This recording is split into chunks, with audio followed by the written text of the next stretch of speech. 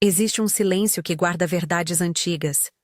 Um gesto tão simples quanto íntimo, feito no escuro antes de adormecer, que pode revelar algo sobre sua origem. Hoje eu vou lhe ensinar uma rotina noturna. Não é mágica. É uma prática contemplativa nascida de textos redescobertos e de tradições que buscaram lembrar a alma de onde ela veio. Chamo isso de a técnica silenciosa da noite. Uma forma de verificação e de despertar interior que você pode fazer sozinho, em silêncio, quando o mundo se aquieta. Imagine. Por séculos, certos ensinamentos foram enrolados em pergaminhos, guardados em cavernas, escondidos de poderes que preferiam manter a humanidade adormecida. Manuscritos encontrados em Nag Hammadi, entre eles o que conhecemos como o Evangelho de Felipe, trazem pistas sobre uma experiência de recordação, anamnesis, que não depende de intermediários. Esses escritos não estão no cânon que muitas tradições seguem. São vozes antigas que falam de um conhecer interior, de uma fagulha primordial chamada mônada. Eles foram marginalizados, ignorados ou rotulados, mas não por isso deixam de oferecer pistas que podemos usar com respeito e discernimento. Antes de irmos adiante, se quiser receber práticas como esta com regularidade, inscreva-se agora. É curto e nos ajuda a continuar compartilhando caminhos para quem busca. A história que trouxe esse conhecimento ao nosso tempo é simples e dura. Em meados do século XX, coleções de textos gnósticos foram encontradas no deserto egípcio, escondidos e duplicados em códices. Esses escritos revelam uma cosmologia diferente da que muitos conhecem, uma origem luminosa, uma centelha que vem de uma fonte primordial, a mônada. E, no outro polo, agentes que criam barreiras, sistemas que mantêm a memória embotada. Não vou aqui afirmar que essas visões substituem tradições estabelecidas. Trato-as como uma corrente de pensamento espiritual, uma chave simbólica para certos tipos de experiência interior.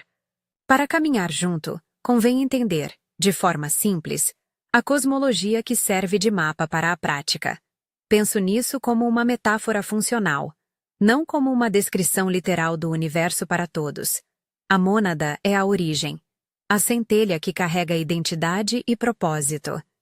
É aquilo em nós que reconhece casa quando encontra casa. Do outro lado, o demiurgo é um princípio de construção aparente. Pensa-se nele como aquele que ergue estruturas e fronteiras, que organiza o mundo material e, às vezes, cria distorções de percepção. Os arcontes seriam, na linguagem desses textos, agentes que trabalham para manter a alma desconectada de sua lembrança. São palavras para forças e mecanismos de esquecimento, medo, dúvida sistemática, distração institucional. Use essas imagens para reconhecer padrões internos, não para nutrir ódio ou paranoia. O objetivo aqui é autonomia espiritual, aprender a distinguir o que é lembrança e o que é condicionamento. Agora, o centro prático desta mensagem. Em certas tradições gnósticas, fala-se de sinais no corpo, índices que apontam para a presença de uma origem pneumática. Vou descrever 3 marcas tal como são entendidas dentro desse contexto simbólico e experiencial. Não as interprete como diagnóstico médico. Elas não são provas científicas. São pontos de atenção corporal que podem, para alguns, despertar uma sensação de reconhecimento.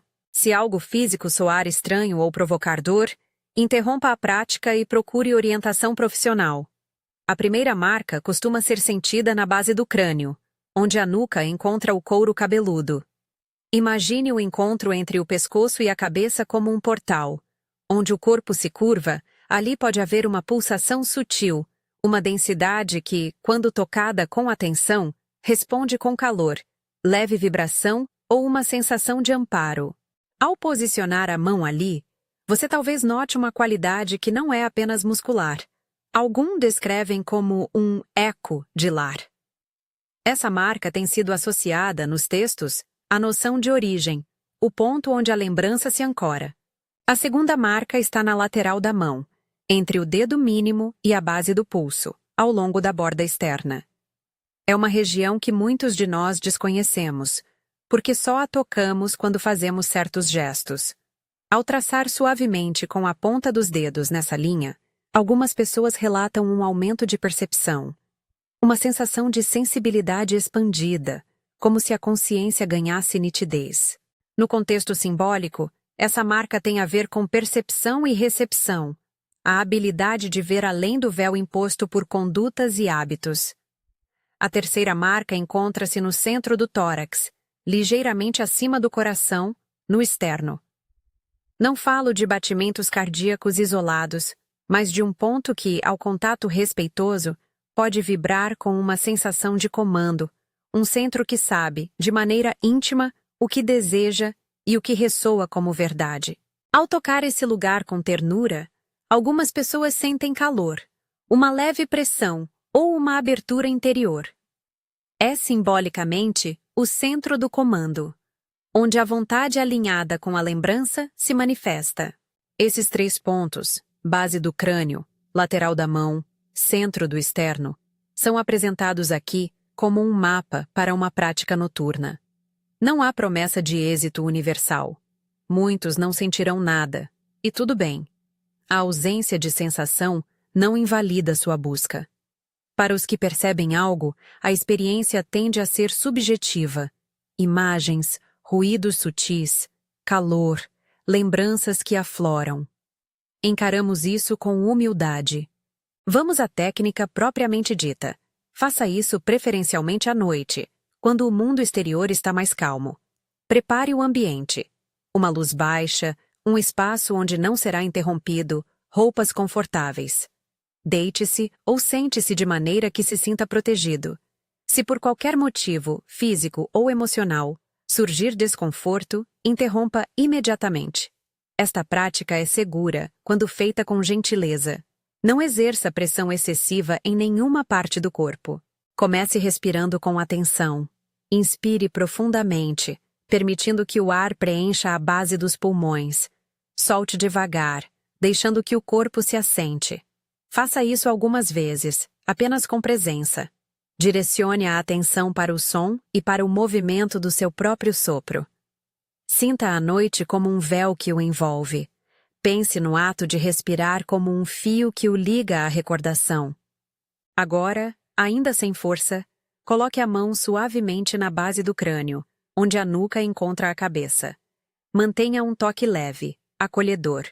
Permita que os dedos descansem ali, sem procurar algo específico, apenas atento. Continue a respiração consciente. Segure esse toque por cerca de 30 segundos. Durante esse tempo, apenas observe. Talvez sinta um calor, um formigamento, uma calma que difunde. Talvez não sinta nada além do toque calmo. Tudo isso é legítimo. Se pensamentos críticos surgirem, isso é besteira, não acredito. Observe-os como nuvens que passam. Não entre em combate. Reconheça e volte a atenção ao corpo. Ao término dos 30 segundos, deslize sua mão sem pressa até a lateral da mão, na borda entre o dedo mínimo e o pulso. Trace uma linha suave com a ponta dos dedos ao longo dessa borda, como se estivesse desenhando uma estrada fina que liga a palma ao antebraço. Faça esse gesto repetidas vezes, sempre com pressão leve, como quem acaricia uma pétala.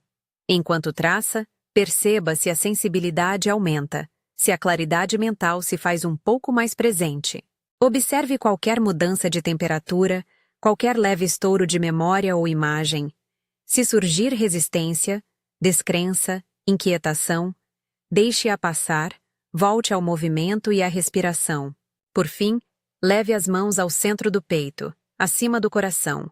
Coloque os dedos com suavidade sobre o externo. Pressione apenas o suficiente para perceber. Não force. Sinta a respiração abaixo das mãos. Sinta a fineza do seu próprio ritmo. No centro desse contato, pronunciaremos uma declaração curta, em voz baixa, em primeira pessoa. Use essas 9 palavras como um reconhecimento. Eu me reconheço como chama eterna da minha mônada. Diga-as internamente ou sussurre-as, conforme se sentir seguro. Repita a declaração mais uma vez, com intenção. Não espere efeitos espetaculares. A declaração age como uma etiqueta de atenção, uma palavra que convoca a memória. Permaneça ali alguns instantes, respirando, acolhendo o que surgir. Durante todo o processo, é natural que a mente ofereça objeções. Ela pode apresentar pequenos argumentos. Isso é imaginação. Estou sendo enganado por ideias estranhas. Não sinto nada. Esses pensamentos não são inimigos, são sinais de vigilância interna. Quando perceber que sua mente está puxando para o debate, observe com ternura. Respire e retorne ao toque. A prática se constrói na repetição atenciosa, não na agressão intelectual. Se a dúvida se voltar em forma de ansiedade ou mal-estar, interrompa a prática e procure suporte. Permita-me explicar um pouco o porquê desses gestos. A tradição gnóstica fala de uma anamnesis, uma recordação que não é intelectual, mas existencial. As marcas corporais, na leitura simbólica, funcionam como pontos de contato com uma memória que sua alma guarda. Tocá-las é como ajustar uma antena. Você realinha a atenção para possibilidades que estavam encobertas. O toque suave ativa não uma garantia externa, mas uma predisposição interna para perceber uma qualidade de origem. Pense nisso como regar uma semente. Não há certeza de flor, mas o cuidado aumenta a possibilidade. Existe também uma dimensão comunitária nisso. Esses ensinamentos nasceram em círculos, em diálogo e partilha. Você não está sozinho. Quando se sentir pronto, compartilhe essa experiência de modo simbólico. Escreva reconhecimento nos comentários deste vídeo ou em um espaço seguro com pessoas de confiança. Não transforme isso em prova para outros. Use como ponte para a comunhão. Ao dividir, você cria uma rede de lembrança que fortalece quem a frequenta. Mas lembre-se, o profundo do processo é interior e silencioso. A comunidade serve de suporte, não de validação absolutista. Uma nota importante sobre riscos e limites. Esta prática produz experiências subjetivas. Ela não substitui diagnóstico médico, tratamento psicológico ou apoio profissional. Se durante a técnica surgir dor no peito, tontura intensa, desmaio, crise emocional ou qualquer sintoma que o assuste, interrompa e procure ajuda adequada. Se você tem condições cardíacas ou outras limitações médicas, consulte um profissional antes de experimentar qualquer prática que envolva pressão no peito. Segurança e cuidado com o corpo são fundamentais. Ao longo dos dias, se incorporar esta rotina noturna, aguarde não apenas sinais extraordinários, mas pequenas mudanças. Um sonho que traz imagens repetidas, uma história antiga que retorna com nova cor, uma intuição que se mostra mais clara. Anote, quando possível, as impressões. A repetição constrói confiança e maturidade na prática. E, ao mesmo tempo, aceita que muitos nunca sentirão nada. Isso não é um fracasso. Cada caminho espiritual tem seu tempo. Há também resistência externa a considerar. As tradições institucionalizadas, por vezes, desconfiaram dessas correntes porque são libertadoras. Quando alguém reconhece-se diretamente, a necessidade de mediação diminui. Essa dinâmica gerou marginalização dos textos e daquelas práticas. Ao falar disso, não convido à hostilidade. Critico ideias e sistemas que procuram silenciar, não pessoas. A urgência que propomos é de retorno à autonomia espiritual, não de confronto. Procure discernimento, amor e respeito nas suas conversas. Antes de encerrar, volto à técnica pela última vez, desta vez com uma pequena oração-declaração. Coloque as mãos no mesmo lugar. Base do crânio, lateral da mão, centro do peito. Respire com intenção. Quando estiver no centro do peito, em primeiro lugar, reconheça o que for presente. Paz, inquietação, nada. Então, em voz baixa, orando a partir do seu ser, diga: Pai, fonte da mônada que vive em mim, aceita que eu me reconheça. Em seguida, repita as 9 palavras com convicção pessoal. Eu me reconheço como chama eterna da minha mônada. Faça essa declaração como se acendesse uma lâmpada interior. Se preferir dirigir-se a outra palavra sagrada em que crê, faça a sua. O importante é a humildade do reconhecimento, não o verbo pomposo. Ao terminar, permaneça quieto alguns instantes. Observe qualquer alteração na respiração, na temperatura, no campo emocional. Se nada mudou, agradeça a sua capacidade de tentar e faça a prática outra noite. Se algo mudou, acolha com calma. As mudanças se integram no tempo. Se você experimentou algum vislumbre, uma sensação, um sonho vivo ou uma nova clareza, considere retornar a esta técnica por algumas noites seguidas. Se quiser criar um pequeno ritual comunitário, convide pessoas para um encontro silencioso, onde cada um pratica em sua casa e depois compartilha relatos respeitosos em um círculo seguro. Fecho esta mensagem lembrando 2 pontos essenciais. Primeiro, que os textos de Nag Hammadi e o Evangelho de Felipe são fontes históricas de uma corrente gnóstica. Eles oferecem linguagem e metáforas, não substituem tradições canônicas, e sua interpretação é apenas uma entre muitas. Segundo, que a técnica aqui proposta é experiencial e subjetiva.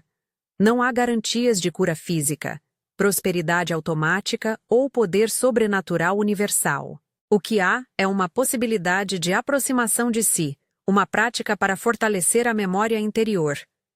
Se sentiu algo nesta prática, escreva reconhecimento nos comentários para sabermos que estamos despertando juntos. E, se quiser continuar recebendo práticas semanais e textos como este, inscreva-se no canal e ative as notificações.